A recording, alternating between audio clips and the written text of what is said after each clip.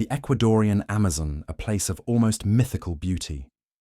A living tapestry of emerald canopies, winding rivers the color of liquid silver, and a chorus of wildlife that sings from dawn until deep into the night.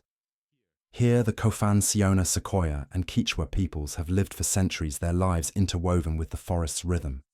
Every river has a spirit, every tree has a purpose, every season brings its own bounty. But in the early 1960s, the stillness of this ancient world was pierced by the sound of machines. Helicopters cut through the humid air, survey teams tramped through untouched rainforest, and whispers spread from village to village. Outsiders had come in search of something buried deep beneath the soil. That something was oil. In 1964, the American oil company Texaco, which would later be absorbed by Chevron, struck a deal with Ecuador's government to explore and extract petroleum from the Oriente region. For the government, this was the promise of wealth beyond imagination, a chance to lift the country out of poverty. For Texaco, it was a jackpot, a massive reserve cheap to access in a country with minimal environmental oversight. Within years, the jungle began to transform. Roads were carved into the forest, splitting once continuous canopies into jagged fragments. Drilling platforms appeared where only giant ceiba trees had stood. Pipelines snaked across the land, and flare stacks lit up the night sky with an eerie orange glow. The air, once thick with the smell of wet earth and orchids, now carried the acrid scent of burning gas. From the very beginning, Texaco's operations were defined by cost-cutting. Instead of re-injecting toxic-produced water back into the ground, the standard practice in the US, they dumped billions of gallons of it into open, unlined pits. Rainwater washed the contents, a poisonous mixture of oil, heavy metals, and carcinogenic chemicals, into rivers and streams.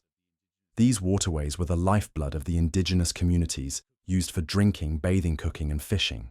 Pipeline spills were frequent and often left unrepaired.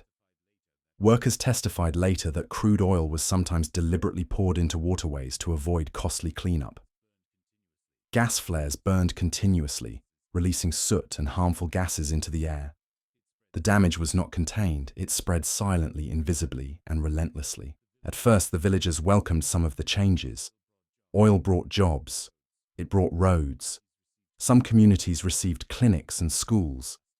But as the years passed, the trade-offs became impossible to ignore. Children developed mysterious rashes and persistent coughs. Fish once abundant became scarce, and those caught often had strange lesions or smelled of petroleum. Livestock died after drinking from contaminated streams. Women reported higher rates of miscarriages. Cancer began to appear in numbers no one had seen before. By the time Texaco left Ecuador in 1992, they had drilled over 350 wells and left behind more than 900 open waste pits. They claimed to have completed a remediation program, but locals said it was nothing more than covering contaminated pits with dirt, a cosmetic fix that did nothing to stop toxins from seeping into the water and soil. For the people of the Oriente, Texaco's departure wasn't an ending. It was the beginning of a fight. They believed the company had poisoned their land, their water, and their bodies, and they wanted justice. They began to organize to document the sickness, the spills, the pits. They gathered evidence not for the next harvest or hunting trip, but for a legal battle they knew could last decades. And so began one of the longest, most bitter environmental lawsuits in history, a David versus Goliath struggle between some of the world's poorest communities and one of its most powerful oil corporations. What followed would span continents, courtrooms, and generations, and would expose the brutal truth about the toxic legacy Chevron left in the heart of the Amazon. By the mid-1990s, the people of the Ecuadorian Oriente had been living with the oil industry's scars for decades. The pits still leaked black sludge. The rivers still carried a rainbow sheen of contamination. The smell of crude clung to the air, especially after heavy rain when toxins were stirred up from the earth. But now, the whispers had turned into voices demanding accountability. At the center of this growing movement was a small group of determined villagers, indigenous leaders, and environmental activists. They began gathering testimony, photographing oil pits, and collecting water samples. Many had never left their province before, but Now they were speaking to journalists, scientists, and lawyers from around the world. In 1993, 30 residents from the affected communities filed a class action lawsuit against Texaco in New York, where the company was headquartered. They accused Texaco of contaminating an area the size of Rhode Island, causing severe health crises, and destroying a unique ecosystem. Their lawyer, a young and fiery American named Stephen Donziger, believed the case could become one of the most important environmental lawsuits in history. Texaco immediately fought back, arguing that the case should be heard in Ecuador, not the United States.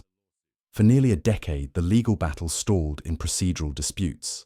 Chevron, which merged with Texaco in 2001, inherited both the oil legacy and the lawsuit, and brought its own formidable legal firepower to the fight. In 2003, the US courts finally agreed to Chevron's request. The trial would be moved to Ecuador, under the condition that Chevron accept the jurisdiction of Ecuadorian courts and comply with any judgment. Publicly, Chevron was confident. Privately, they knew that a courtroom in Ecuador, closer to the victims and the contaminated sites, might make for a more sympathetic jury. The trial began in Lago Agrio, a small Amazonian town surrounded by oil wells and rusting machinery. It was a surreal scene, lawyers in crisp suits and polished shoes, walking through muddy streets where stray dogs wandered and barefoot children played near open drains. The plaintiffs brought forward hundreds of witnesses. Experts testified about the staggering environmental damage 16 billion gallons of toxic wastewater dumped into the ecosystem. More than 900 open pits leaking carcinogens. Rivers rendered undrinkable. Doctors described clusters of cancers in small villages, rates of leukemia and stomach cancer far above the national average, and birth defects linked to petroleum exposure. Indigenous elders spoke of lost traditions, poisoned fishing grounds and sacred sites defiled by industry. Chevron's defense was aggressive. They argued that Petroecuador, the state oil company, bore most of the blame since it had continued operating the fields after Texaco left. They insisted that Texaco had already completed a $40 million remediation program in the 1990s, and that the government had signed a release freeing them from further liability.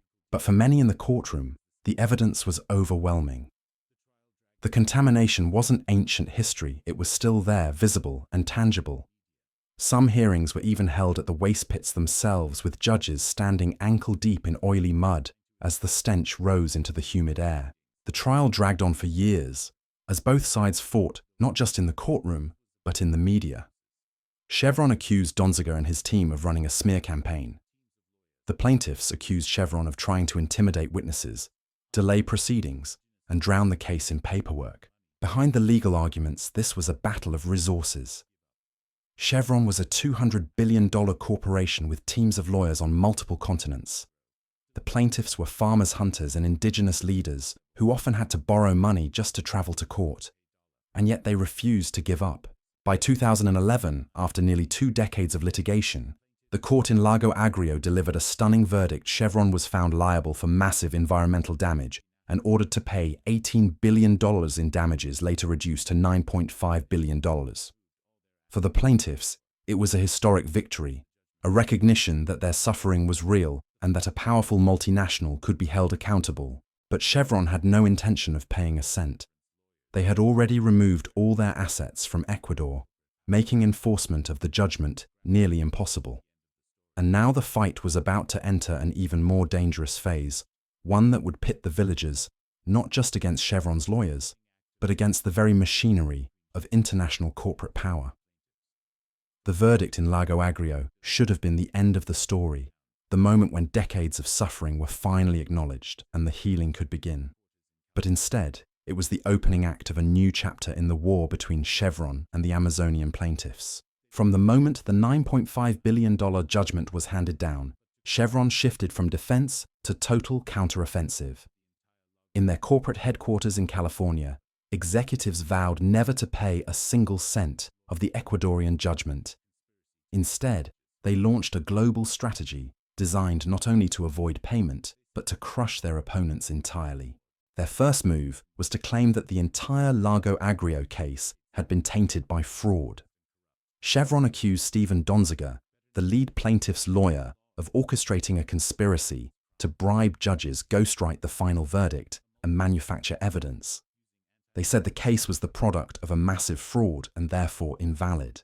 Chevron filed a lawsuit in the United States under the Racketeer Influenced and Corrupt Organizations Act, better known as RICO, a law originally created to fight organized crime.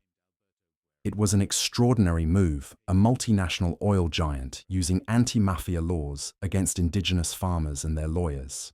The RICO trial, held in New York in 2013, became a media spectacle. Chevron's lawyers presented secret video recordings, private emails, and the testimony of a former Ecuadorian judge named Alberto Guerra. Guerra claimed he had been paid by Donziger's team to ghostwrite the judgment against Chevron, and that the presiding judge had accepted a bribe. Donziger denied all accusations, insisting that Guerra was a paid witness who had been relocated to the United States with Chevron's assistance and was receiving a generous monthly stipend. Indeed, Guerra later admitted that some of his testimony had been false, but by then the damage was done. Judge Lewis Kaplan ruled in Chevron's favor, declaring that the Ecuadorian judgment had been obtained through corrupt means. While Kaplan could not overturn the Ecuadorian verdict itself, his ruling made it impossible to enforce the judgment in U.S. courts, effectively blocking the plaintiffs from collecting damages in the country where Chevron had its deepest pockets. Chevron also went on the offensive internationally. Since the company had no assets left in Ecuador, the plaintiffs attempted to enforce the judgment in countries where Chevron did business, Canada, Brazil, and Argentina among them. Chevron responded with an army of lawyers in each jurisdiction arguing that the Ecuadorian ruling was fraudulent and unenforceable. But Chevron's campaign wasn't limited to legal maneuvers. They also targeted Donziger personally. The company sought to bankrupt him through endless litigation-secured court orders to seize his electronic devices, and even had him placed under house arrest for nearly 2 years for refusing to comply with certain discovery orders, a punishment unprecedented for a civil contempt case in the United States. To Chevron, this was about more than just one lawsuit. It was about sending a message: fight us, and we will outspend, outlast, and overpower you. In Internal Strategy documents, Chevron described its approach as one of demonizing Donziger to undermine the plaintiff's cause. Meanwhile, back in the Oriente, the oil pits continued to leach toxins into the soil and water. The people who had brought the case in the first place, the ones living with the contamination every single day, watched from afar as their battle transformed into a high-stakes geopolitical and corporate chess game. Years had passed since the verdict, and still not $1 had reached the victims. And yet, despite Chevron's relentless counterattack, the plaintiffs refused to surrender. They saw themselves as custodians of something larger, not just a lawsuit, but the idea that even the most powerful corporations could be held accountable for what they did to the land and to human lives. Now, their fight was shifting to a new battlefield, the international human rights arena. If the courts could not deliver justice, perhaps the court of global public opinion could. By the mid-2010s, the legal war between the Amazonian plaintiffs and Chevron had reached a kind of stalemate. On paper, they had won one of the largest environmental verdicts in history, $9.5 billion for the damage caused in the Oriente. In reality, they hadn't seen a single cent. Chevron's strategy to pull all assets out of Ecuador and fight enforcement in every other country was working. In Canada, the Supreme Court ruled the plaintiffs had the right to try collecting from Chevron's Canadian subsidiary, but years of litigation followed without resolution. In Brazil and Argentina, the story was the same. Chevron's lawyers buried the case in procedural delays, while their public relations teams worked to reframe the narrative as one of a corrupt shakedown against an innocent corporation. For the affected communities, it was a crushing reality. The courts alone might never deliver justice. And so they turned to the only other arena they could, the global public stage. Steven Donziger, despite being under intense legal and personal pressure, traveled to environmental conferences, universities, and activist gatherings to tell the story. Indigenous leaders from the Oriente, some of whom had never left their rainforest homes, flew to New York, London, and Paris to speak about the contamination. They brought photographs of oily pits, jars of polluted water, and testimonies from cancer patients. Their campaign began to attract high-profile allies. Actors like Alec Baldwin and Trudy Styler, musicians like Sting, and activists like Roger Waters publicly supported the plaintiffs. Documentary filmmakers entered the scene, producing films like Crude that exposed the contamination and the legal battle to a wider audience. Chevron countered with its own media offensive. The company purchased full-page ads in newspapers, launched websites dedicated to discrediting the plaintiffs, and accused Donziger of being a fraudster who had orchestrated an extortion scheme. They used the RICO ruling in US court as proof of their narrative, despite the fact that the ruling did not address the contamination itself, only the alleged misconduct in obtaining the verdict. Meanwhile, international human rights organizations like Amnesty International and the International Federation for Human Rights began framing the Chevron case as an emblematic example of corporate impunity. The United Nations Special Rapporteur on Human Rights and the Environment noted the extraordinary imbalance of power in such cases where multinational corporations could simply shift assets to evade accountability. For the people in the Oriente, life had not improved. The oil pits were still there. The black slicks still floated down the rivers after rainstorms. Families were still burying loved ones lost to cancer. The remediation Texaco had done decades earlier was meaningless in the face of ongoing contamination, and yet their fight became something bigger than Chevron. It became a rallying cry for communities around the world facing similar struggles, from Nigerian villages devastated by oil spills to Canadian First Nations resisting pipeline projects. The idea was simple: what happened in Ecuador was not an isolated incident, but part of a global pattern where corporations extract wealth, leave destruction behind, and escape accountability. As years passed, the case against Chevron evolved into more than a legal dispute. It became a symbol, a warning of what happens when profit outweighs responsibility and when the global legal system fails those without power. But in the remote towns and villages of the Ecuadorian Amazon, that symbolism did not replace the need for clean water, for safe soil, for the return of a way of life that had been poisoned. And so even as Chevron declared victory in courtrooms, the people of the Oriente vowed to keep fighting, not just for themselves, but for the principle that no company should be able to buy its way out of justice, because the toxic legacy was still there, seeping deeper into the land with every passing year. And until it was confronted, the shadow of Chevron's operations would hang over Ecuador's Amazon, a dark reminder that some wounds are not just physical, but moral, and they do not heal easily. Deep in the Oriente, far from the courtrooms of New York and the polished offices of Chevron's executives, the real impact of the oil operations is measured not in dollars or legal filings, but in lives. It is measured in funerals, in the silence of once bustling fishing spots, and in the slow decline of communities whose roots in the rainforest stretch back centuries. Decades after Texaco's first drill, the land still bleeds. Pools of black viscous waste remain uncovered, surrounded by jungle that appears lush until you step closer and see the stunted trees, the patches of dead vegetation, and the strange chemical smell that seems to cling to your skin long after you've left. Children play near streams lined with oily residue, unaware that their splashing is in water contaminated with heavy metals and hydrocarbons. For the Cofanciona Sequoia Quechua and Huarani peoples, indigenous nations whose territories overlap with the oil concessions, the contamination has not only poisoned their bodies, but also their culture. Hunting trails have been disrupted, rivers that once provided fish and drinking water are now unsafe, and medicinal plants that thrived in clean soil struggle to grow in poisoned ground. The result is not just environmental degradation, but cultural erosion. Medical studies conducted in the region paint a grim picture. Cancer rates here are significantly higher than in uncontaminated areas of Ecuador, stomach cancer, leukemia, and uterine cancer being among the most prevalent. In some villages, almost every family has lost someone to these illnesses.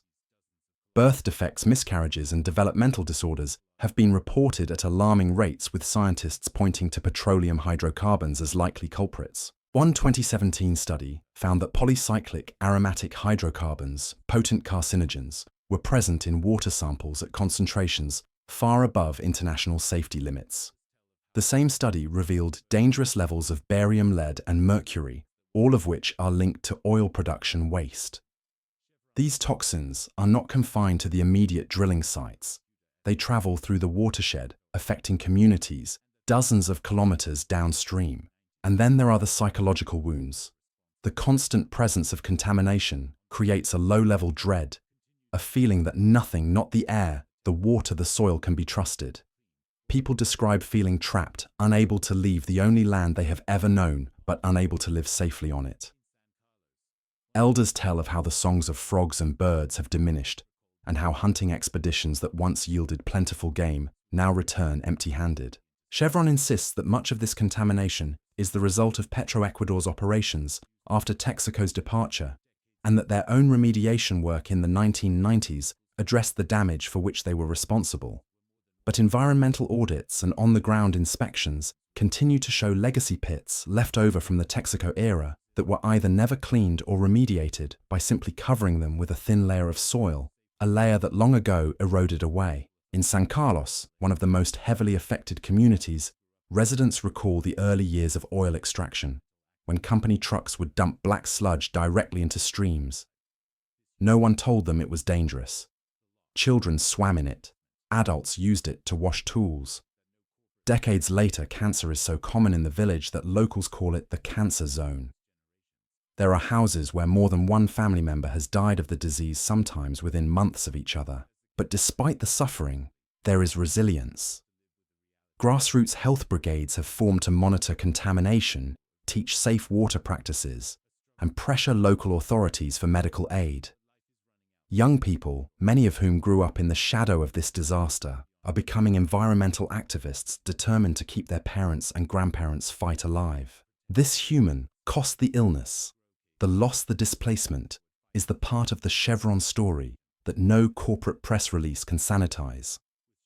It is the unquantifiable damage that stretches across generations, a toxic legacy that will remain long after the last lawyer files their last motion.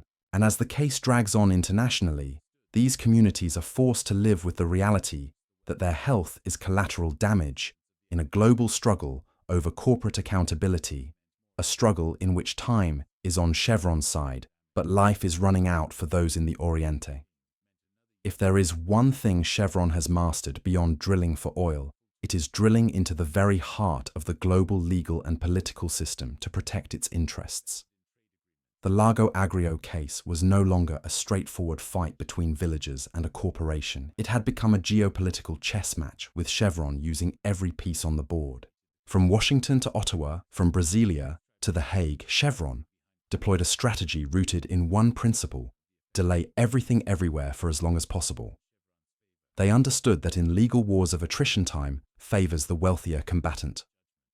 For the residents of the Ecuadorian Amazon, every year without cleanup meant more illness, more deaths, more irreversible damage.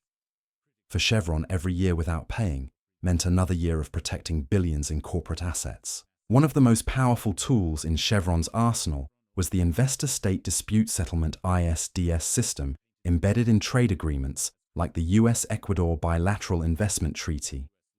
Chevron's lawyers took the case to a private arbitration panel in The Hague, arguing that Ecuador's courts had violated the company's rights as an investor. This tribunal, operating behind closed doors and without the participation of the affected communities, ultimately ruled in Chevron's favor, ordering Ecuador to prevent enforcement of the $9.5 billion judgment. This was not just a legal maneuver. It was a signal to other multinationals that ISDS panels could override national court decisions. Critics called it a corporate get-out-of-jail-free card, an escape route designed for companies facing massive liabilities in developing countries. Chevron also worked the political angles. Lobbyists in Washington painted the Ecuadorian government as corrupt and hostile to foreign investment, pushing US lawmakers to pressure Quito. In Canada, Chevron's legal team fought enforcement, while its executives quietly strengthened relationships with political and business leaders, ensuring that the case never became a high-profile national issue. In Brazil and Argentina, the company leaned on diplomatic and economic ties to slow enforcement. Chevron was a significant player in both countries' energy sectors, a fact that made local governments hesitant to jeopardize future investment over a foreign court ruling. Even the narrative itself became a battleground. Chevron's media team crafted a story in which they were the victims targeted by opportunistic lawyers and a rogue judiciary. The company spent millions on PR campaigns, online ads, and corporate responsibility projects designed to soften its image while undermining the credibility of the plaintiffs. Meanwhile, Stephen Donziger, the face of the plaintiffs' legal fight, was systematically dismantled.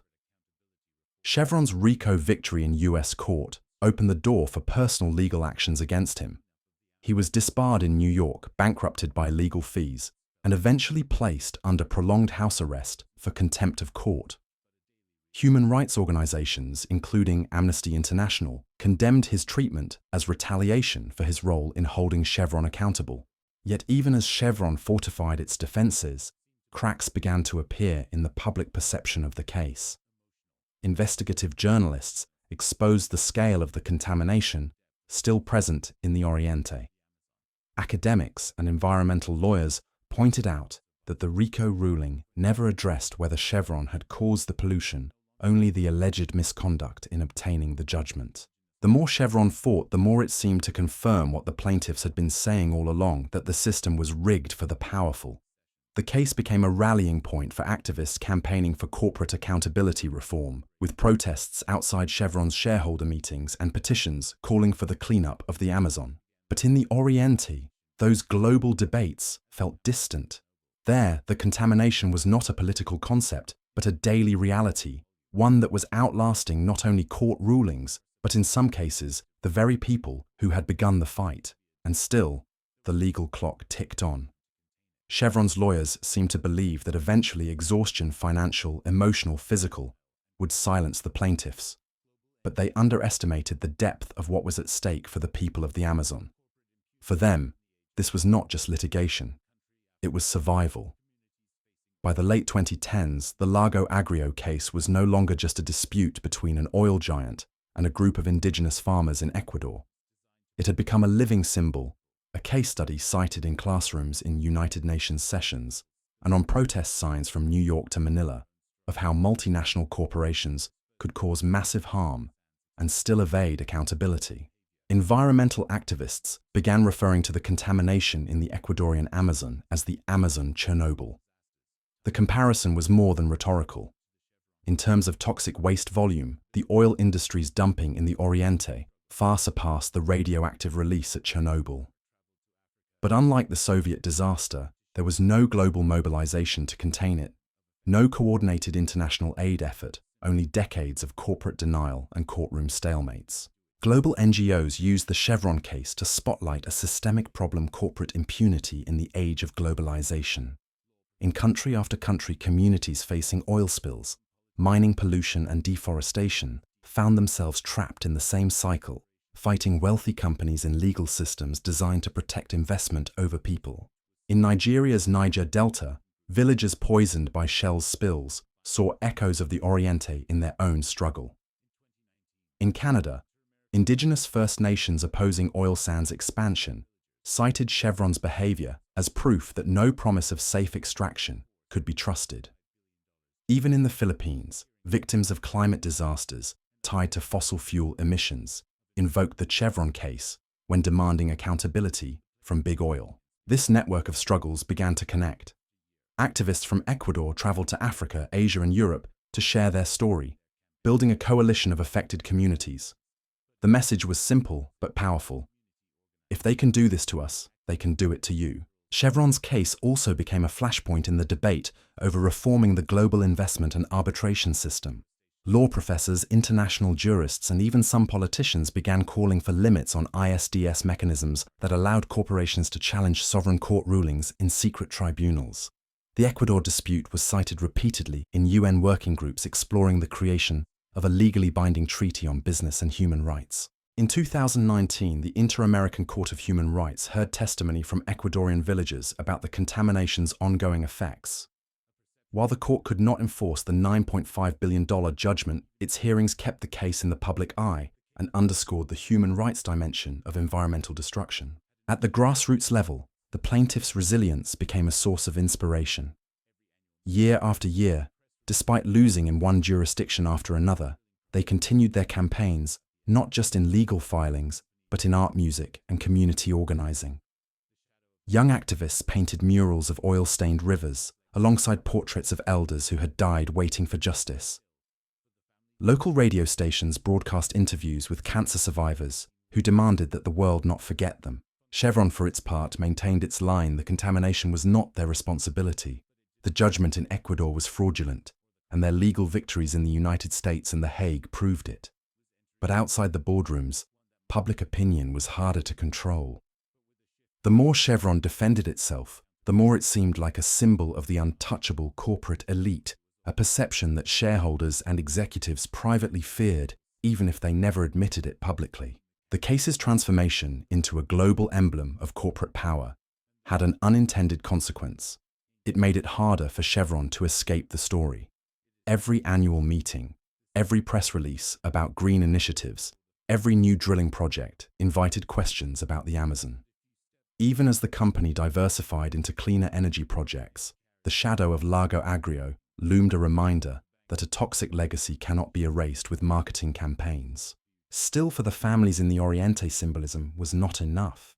They wanted clean water, restored forests, functioning health clinics. The global movement they had sparked was valuable, but it did not remove the oil from their rivers or the carcinogens from their soil. The fight, they knew, was entering a new phase, one that might not end with a single courtroom victory, but with a shift in the way the world thought about corporate accountability itself. And in that larger battle, their story was already shaping the future. The rainforest at dawn still sings. Birds call from the canopy, mist curls around the dark green leaves, and the river moves in its slow, ancient rhythm. At first glance, it is paradise, the same lush Eden that existed before the first oil drill bit pierced the earth. But if you step closer, the illusion breaks. The air carries a faint chemical sting. The riverbank's mud has an oily sheen. Beneath the surface beauty, the poison remains. For the people of the Oriente, time is a paradox. Decades have passed since Texaco, now Chevron, left, but the contamination feels as fresh as yesterday. Every funeral, every diagnosis, every empty fishing net brings the past crashing into the present. The oil pits dug in the 1970s still leach toxins into the groundwater, and the same families who once worked alongside Texaco's crews now bury loved ones lost to cancer. The $9.5 billion judgment, hailed as a landmark victory for environmental justice, has yet to translate into cleanup or compensation. Courts in Ecuador, Canada, Argentina, and Brazil have heard pieces of the case, but Chevron's assets remain untouched. The corporation has no operations in Ecuador, and in countries where it does, it has fought and so far succeeded in blocking enforcement. The company's wealth, political influence, and international legal strategy have kept it beyond the reach of those it harmed. But the story is not only one of loss. Over the years, the communities have built something Chevron's lawyers could never dismantle: unity. Across the Ecuadorian Amazon, indigenous nations that once lived apart have forged alliances. They have trained their own environmental monitors, documented contamination, and learned to navigate both the legal system and the media. They have taken their struggle to international climate conferences, shareholder meetings, and human rights forums. Their persistence has inspired others. In the Niger Delta, in Alberta's tar sands, in the coalfields of Appalachia, activists invoke the Lago Agrio case when challenging corporate abuse. The Ecuadorian plaintiffs may not have collected a cent from Chevron, but they have collected something else: a global network of allies who see in their story the urgent need for change. The case has also changed the conversation in legal and policy circles. Lawmakers and jurists now debate whether corporations should enjoy the same protections as sovereign states under trade agreements, and whether communities should have binding rights to enforce judgments across borders. The United Nations continues to push for a binding treaty on business and human rights, a direct response to cases like Chevron's. And yet, for the mother in San Carlos boiling water in hopes of making it safe for her children, these global discussions offer little comfort. For the fishermen in Shushufindi, who can no longer catch clean fish, justice still feels far away. For the families who keep photographs of loved ones lost to illness, the fight is not about international treaties. It is about survival. In the end, the legacy of Chevron in Ecuador is written not just in court documents, but in the soil, the rivers, and the DNA of the people who live there. It is a legacy of corporate power, unchecked, of legal systems bent by wealth, and of a rainforest that bleeds slowly, silently, under a veneer of green. But it is also a legacy of defiance. Because the plaintiffs, the farmers, the indigenous elders, the children who grew up under the shadow of oil rigs refuse to disappear. They refuse to let the world forget what happened here. They refuse to accept that this is the way it must be. Someday, perhaps, long after the last appeal is filed, the rivers will run clean again. Until then, the people of the Oriente carry two truths: that justice delayed is justice denied, and that denial is not the same as defeat. As long as the rainforest still breathes, so will their fight. And their story, the toxic legacy of Chevron in Ecuador, will remain a warning to the world: when profit comes before life, the cost is measured in generations.